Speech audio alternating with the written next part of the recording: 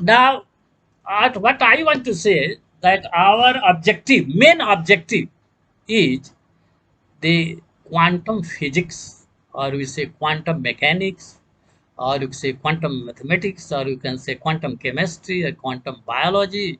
With the quantum word, you can use any other words. Quantum as an objective. So, our primary purpose to learn how to teach quantum physics, because we all are the physicists. So quantum physics, but in department of mathematics that they call quantum mechanics, in department of chemistry they call quantum chemistry. So the same thing, exactly the same thing we teach in different departments, but we are all physicists, so we say the quantum physics. So how to teach this quantum physics? So the question is how to start, what is the best way to start teaching any subject, particularly let us say the quantum physics at the present. So the best way of teaching of any class or any subject, we start from the birth of the subject. When this subject was born and why this subject was born, that is important. So we will start from the birth of the quantum mechanics and why it was born. We'll say that. So please, if you go to the classroom to teach the quantum physics, we start from the birth of the quantum physics. So let me tell you the story, a long journey, the odyssey of the development of the edifice of the quantum physics. Okay, the first we know before quantum mechanics or quantum physics, it was classical physics or classical mechanics. You know everything. So the mechanics failed to explain many experimental observations. So people started to think about the higher level of the physics to explain the experimental observations and many other theoretical predictions. So people started, we need some new kind of physics to explain the observations today with the many experiments what they have demonstrated. So the birth of the quantum mechanics is in 1900. As you know that before 1900, the classical physics was developed by Newton in 17th century. At that time, Maxwell developed light as an electromagnetic wave. So Newton believed that things in this universe are particles. Maxwell believed the things in this universe are a wave. So two concepts, one concept of the Newton, another concept of the Maxwell. The Newton concept as a particle and Maxwell concept as a wave. So light was a wave before 1900. That was electromagnetic wave described by Maxwell. But in 1900, some experiments performed by Hertz and many other experimentalists, that experiment shows that classical mechanics cannot explain these observations. For example, black body radiation spectrum. Black body radiation spectrum, if you see the graph, if you plot the frequency and the intensity, so as frequency increases, intensity increases. If the frequency goes to infinity, intensity goes to infinity. This classical physics says. But the experiment says no, the intensity increases at a particular frequency, again start to the intensity start to decrease. So it takes a peak and then again start to decay. This curve, this graph cannot be explained by classical physics. So in 1900, Planck in Berlin, in Max Planck Institute, he said that light is not a wave, but it is a particle. So he introduced the concept, a new concept of physics, that was the light is a particle. But before, people believed that light is an electromagnetic wave. So he treated as a particle. He said this is a photon. Energy is E is equal to h nu. This idea introduced by the Planck, and using this he developed a formula which explains the black body radiation spectrum. But still people of the world believe that no, Maxwell is right, means light is a wave. Anyway, Planck introduced light is a particle. The name is photon, but people believe no, it is still people believe that this. In 1905, Einstein, the most popular scientist of the world, most famous scientist of the world, he explained photoelectric effect using the idea created by Planck. I mean the quantum idea. Light is a particle E is equal to h nu. Using the Planck's idea, Einstein explained the photoelectric effect. Because using the wave theory, you cannot explain the photoelectric effect. So that is the failure of the classical mechanics or classical physics. So he developed the formula using the Planck's idea h nu is equal to half mv square plus phi, where half mv square is the kinetic energy of the electron. Because photoelectric effect is one photon is coming, strike to a surface, photosensitive surface, one electron is ejected. So this is your photoelectric effect, the ejection of electron due to the photon of the light. So this he explained using the Planck's idea. He was awarded Nobel Prize for this effect. Einstein was not awarded Nobel Prize for a special theory of relativity or general theory of relativity or Brownian motion. He discovered all these. He's famous for a special theory of relativity E is equal to mc square. Common people know for this. But he was awarded Nobel Prize for this h nu is equal to half mv square per 5, that is photoelectric effect. And so what we learned from the photoelectric effect explained by the Einstein, that Planck's idea is a correct idea to describe the light. So light is a particle. It was way before 1900, but after 1900, according to Planck and Einstein, it is a particle known as photon. Okay. Now, still people believe, most of the people, believe in Maxwell. Maxwell was a great physicist and wave. So in 1913, there was a problem in physics, experimental physics, the spectra of hydrogen atom. The spectra on the hydrogen atom on the photographic plate was discrete. Black and white at that time was a spectrum. It's a discrete, not continuous. Classical physics says a spectrum of this radiation is continuous. Experiment shows that no, it is a discrete. So in 1913, Niels Bohr from Copenhagen, Denmark, very famous scientist, Bohr, he explained this spectra using the quantum idea created by Planck, supported by Einstein. And he explained the spectra, discrete spectra of hydrogen atom. So now Planck was supported by Einstein, Planck was supported by Bohr. But still some people believe that no, Maxwell is right, light is a wave. So another evidence or another support of the quantum mechanics or quantum physics or quantum idea or quantum concept that's supported by Compton. A very famous experiment, very famous effect known as Compton effect.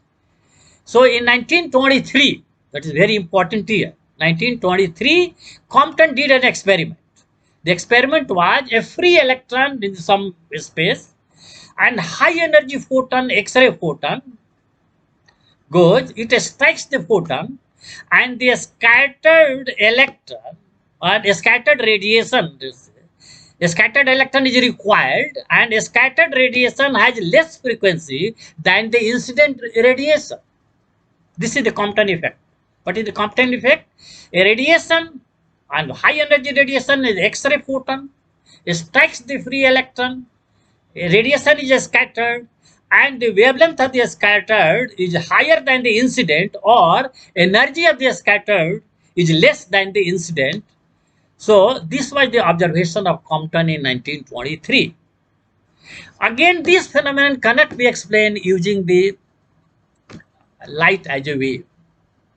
Compton used the quantum idea created by Planck, supported by Einstein, also supported by Bohr, and he explained the Compton effect. So now you have many supports of the Planck's idea. supported by Einstein, supported by Bohr, supported by Compton. So now people used to believe that, okay, but still few people didn't believe. So further evidence is needed to convince the entire world. I mean, entire all scientists sitting in laboratories or in the room and working and discovering every day something new to in order to support another support further evidence that is done in later on.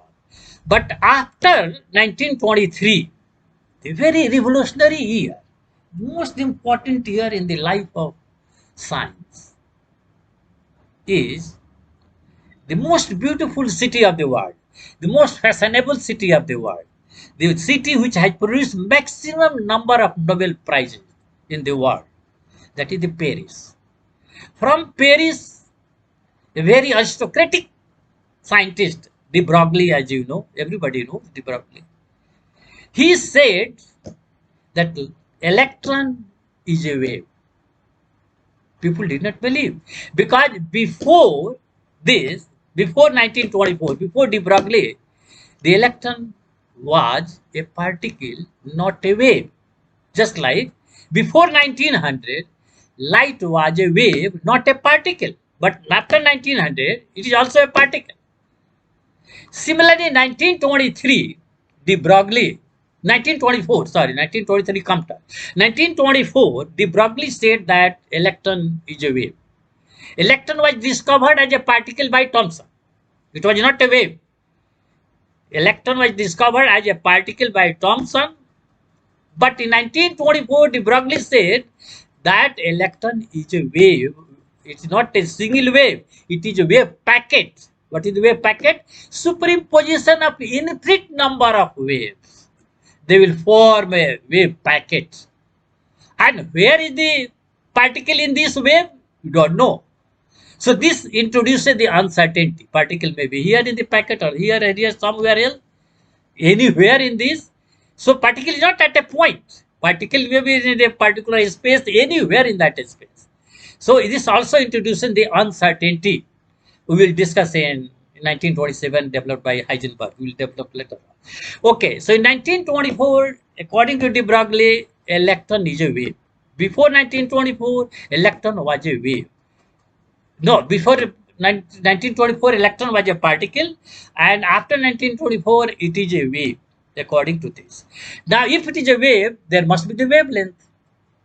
So he wrote a PhD thesis that electron is a wave, it is a wave packet, and he wrote a single formula, the simplest algebraic formula, lambda is equal to h by p, where lambda is the wavelength of the electron and h is the Planck's constant and p is the linear momentum. I mean mv, mass and linear velocity, product of the mass and linear velocity. So he wrote this equation in his thesis, lambda is equal to h by p, treating electron as a wave, and awarded the highest prize of the world, that is Nobel Prize. So see how great work. But still people believe that electron is a particle, is not a wave. De Broglie say it is a wave. The formula is this. Later on, many experiments performed by single slit experiment, double slit experiment, and sending not light but the electron beam. And that experiment shows interference pattern. And interference pattern proves that electron is a wave, not a particle. So look here. So many experiments supported de Broglie idea that electron is not a particle but it is a wave. So experiment supported.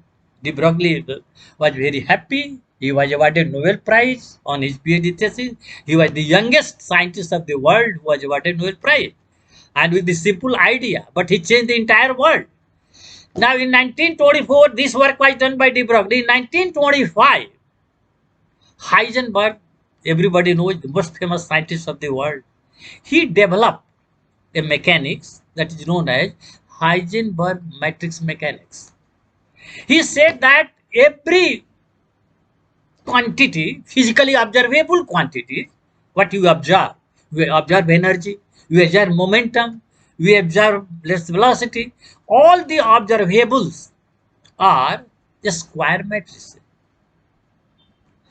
And using this matrix mechanics, he explained the spectra of hydrogen atom, what the Bohr explained, or many phenomena which was not explainable using the classical physics. He explained using his mechanics known as Heisenberg matrix mechanics.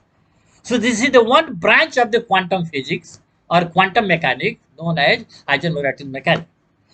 Okay, this was developed in 1945. In 1926, also extremely important year. In 1926, Schrodinger developed wave mechanics because de Broglie said that electron is a wave. So now using this idea, Schrodinger developed wave mechanics using this lambda is equal to h by p. And he developed two formula, one time independent, another time dependent. So known as time dependent Schrodinger equation, time independent Schrodinger equation. Suppose del square psi plus 2m by h cut square e minus v acting on psi is equal to 0. This is, there is no time in this equation, so time independent.